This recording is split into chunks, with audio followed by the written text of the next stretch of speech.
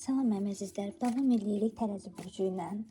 Halqalı günəş tutulmasının təsiri bu həftə tərəzilər üçün tarazlıq axtarışı, daxili qərar dövrüdür.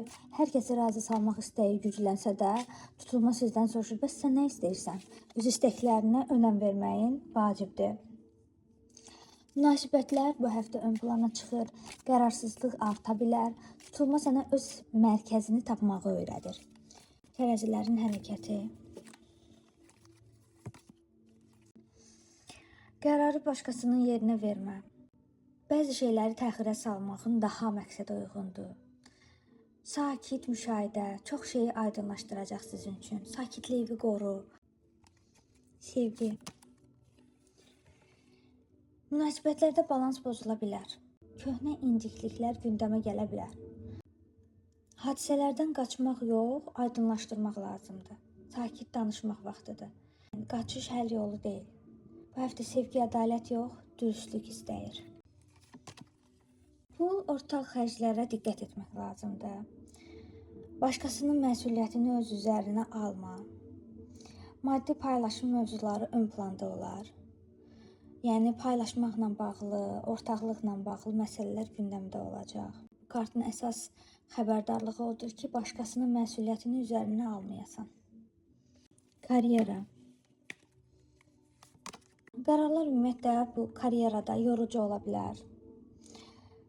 Tərəf seçmək məcburiyyəti hiss edə bilərsən. Verilən qərarlar, atılan addımlar sizi yorub. Sağlıq. Stres bədəni tez yorur. Bu həftə sizə məsləhət görülür ki, su balansına diqqət edəsiniz. Bel, böyrək ağrıları da olmasın deyə stressdən uzaq və bol-bol su içməniz məsləhətdir. Çox gərgin rejimdə işləməyin. Xəbərdarlıq. Daxili səsi boğma. Hamını razı salmağa çalışma. Özünü ikinci plana atma. Nə qədər güclü görünsən də, özünü daxilən tək hiss edə bilərsən. Tarazlıq başqaları ilə yox, özünlə barışanda gəlir. Mələklərin tərəzilərə mesajı. Bir kart çəkəcəm.